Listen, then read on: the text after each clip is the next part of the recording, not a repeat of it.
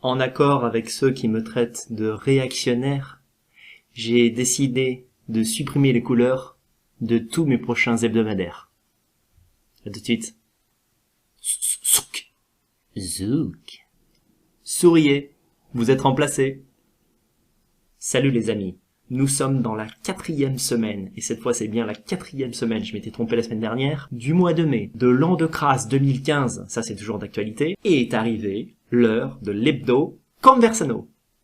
D'odieux réactionnaires, pétinistes, facho-nazis prétendent que les Blancs sont en voie de disparition progressive et qu'il s'agit d'enrayer le phénomène avant qu'il ne soit trop tard. Mais de quel phénomène parle-t-on exactement ? J'ai des documents devant les yeux qui prouvent le contraire et qui montrent que le phénotype caucasien d'Europe de l'Ouest n'est pas prêt de quitter notre planète. Ah, c'est qu'il s'accroche à la vie, le blanc, comme une punaise. Enfin, je découvre ces documents en même temps que vous, mais je suis sûr que le bilan ne doit pas être si grave que cela. Les droitards sont des déclinistes, ils exagèrent très souvent, ils disent toujours que c'était mieux avant. Moi, au contraire, je suis un optimiste. Je prends le monde comme il est. Je crâne et je fais le beau au fond de cet immense seau de merde. Regardez comme je me sens bien quand je pense à l'avenir.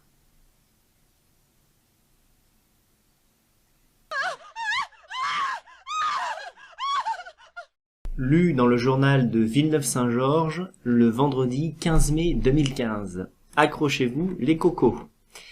Donc c'est dans la rubrique État civil. Bienvenue au bébé. Donc à qui disons-nous bienvenue ? Sana Belaïdi, Santiago Hingrao, Lilou Garcia, Soura Gedik, Chanez Nyangui, Pritika Katiresan. C'est même pas des noms, c'est même pas des prénoms, on sait pas d'où ça vient.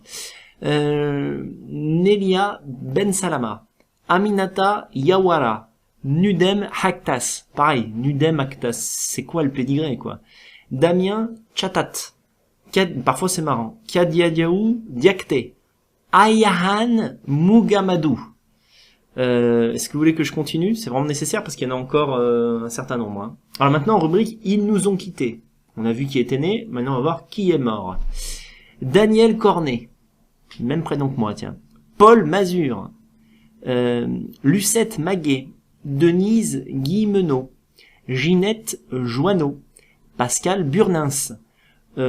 Arlette Arcaro, veuve Charpentier, Madeleine Martin, Adriano Soares Silva, un Portugais qui nous a quittés, Kevin Masson, voilà, enfin, je sais ce que certains vont me dire, rien que de très naturel, il y a des régions en France qui contiennent une forte concentration d'immigrés, et d'autres où il n'y en a pas.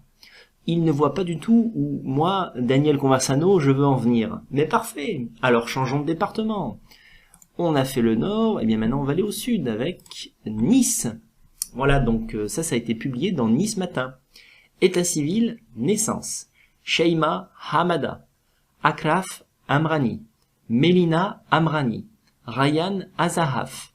Gabriela Bonjour. Bonjour. Vous l'avez donc, bonjour. Abderrahman Bouchagour, Mohamed Farouk Boulel, Nahel Bourish, Salma Chaoui, Atem Sherfaoui, Lina Djerjera, Teissir Djerjera. Comment c'est possible ? Ils en ont fait deux en même temps, c'est des jumeaux. Roxane Jani, ça on sait pas trop. Jani, mais Roxane. Anatole Makrez Katsareli, Joumana Maloukia, Léa Monnier. Ouf. Putain, j'ai cru qu'il n'y en aurait pas un seul, quoi. Bravo Léa Meunier. Merci, heureusement que t'es là, et bravo aux parents surtout. Mais ça continue. Yanis Menzebaba, Noémie Rabiala, Roukaya Ramoun, Kylian Saïd. Et là, c'est fini. Mariage, oui, parce qu'avant les naissances, il y a des mariages. Vous allez voir qu'il y a aussi de l'espoir, ce côté-là. Walid Lagaour et Mariem Ouchem. Andrea Landi et Roberta Senatore. Donc, quand c'est des blancs qui font des gosses, c'est même pas des Français, c'est des Rital. Yaron Rahamin et Elisa Nouchi. Et enfin, Eyman Nakara et Raja Tagar. Décès. Monique Gros, Joseph Brando, Eliane Castel, Émile Fabre, Henri Martinez, Jacqueline Coudreau. Comment définir la situation déplorable plus clairement qu'en étalant les faits devant les internautes incrédules qui votent conventionnel. On pourra dire que 2 coupures de presse prises au hasard, la même semaine, le même jour, dans 2 endroits opposés de la France, n'est pas représentative d'un tout. Mais combien en faudrait-il alors de coupures de presse pour vous convaincre? 10? 200? 36 000? Comme le nombre de communes en France? Combien de preuves pour contrer votre mauvaise foi et votre déni? Combien de preuves pour prouver que le réel est bien réel? Ça arrive, c'est triste, c'est grave. On aimerait que la réalité soit autre, mais elle est ce qu'elle est. Il faut l'assumer. Nos villes se remplissent de nouveau-nés d'origine africaine, cependant qu'elles se vident d'hommes et de femmes aux gènes européens. Toutes les statistiques, faites par des gens sérieux, même pas par des nazis de mon espèce, juste des observateurs sérieux et validés par la presse du monde entier, montrent que les Blancs seront minoritaires en Europe en 2050 et peut-être même auparavant. Engloutis aux États-Unis par la natalité des Chicanos et des Noirs, et par celle des arabo-musulmans ici même. Le problème, c'est que le blanc n'a pas d'autre asile où trouver refuge. Il n'a pas sa place en Asie, il n'a plus sa place en Afrique, et l'Amérique du Sud est déjà bien assez métissée. Où devrons-nous aller pour vivre paisiblement? Sur la Lune peut-être? Quand on parle de grand remplacement, il y a 2 questions dans la question en somme. Premièrement, sommes-nous en train d'être remplacés? Et deuxièmement, cela est-il souhaitable si c'est vrai?